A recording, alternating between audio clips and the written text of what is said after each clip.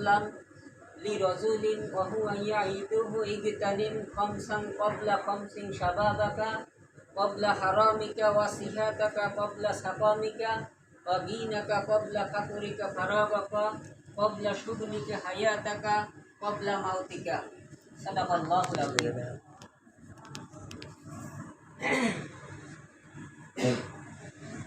আমি যে আপনাদের সামনে একটি আয়াত তেলাওয়াত করেছি, কোরআন শরীফের 59 নম্বর সূরা, সূরা হাশর, আয়াত নম্বর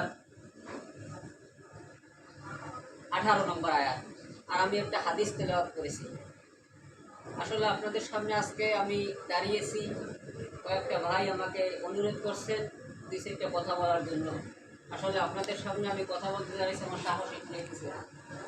এখানে 2-3 জন আলেম আছে, তাদের সামনে কথা বলা আসলে যদিও ঠিক না, আমি মূর্খ একটা মানুষ, তারপরে 2-4টা কথা বললে না বললে নয়। যেহেতু আমরা একটা মাস আমাদের থেকে অতিবাহিত হয়ে চলে যাচ্ছে, রহমত মাগফিরাত নাজাতেরও শেষ পর্যায়ে, তাই আমি রমজান নিয়ে কথা বলবো না। রমজানেরও আয়াত আছে। আমি যে আয়াত তেলাওয়াত করেছি সূরা হাশর পরিচিত সূরা, আপনারা সবাই তেলাওয়াত করেন সবসময়। ওই ফজরের সময় 3টি আয়াত তেলাওয়াত করেন, হুয়াল্লাহুল্লাযী লা ইলাহা ইল্লা হু, এর সামনের আয়াতটা আমি তেলাওয়াত করেছি। এখানে আল্লাহ রাব্বুল আলামিন বলেছেন, হে ঈমানদারগণ, তোমরা আল্লাহকে ভয় করো আর তোমাদের প্রত্যেকেই যেন লক্ষ্য রাখে সে আগামীকালকের জন্য কি প্রস্তুতি নিয়ে রেখেছে। তোমরা আল্লাহকে ভয় করতে থাকো, আল্লাহ নিশ্চিতভাবে তোমাদের সেই সমস্ত কাজ সম্পর্কে অবহিত যা তোমরা নিজেরা করে থাকো। আসলে এই আয়াতের মর্ম আপনারা যদি অনুধাবন করেন, এখানে আল্লাহ বলছেন, হে ঈমানদারগণ, তোমরা আল্লাহকে ভয় করো আর তোমাদের প্রত্যেকেই যেন লক্ষ্য রাখে সে আগামীকালকের জন্য কি প্রস্তুতি নিয়ে রেখেছে।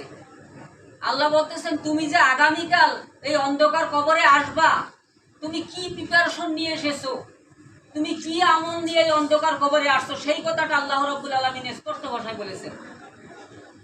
যাক, এই আয়াতের অনেক ব্যাখ্যা আছে, বিশ্লেষণ আছে।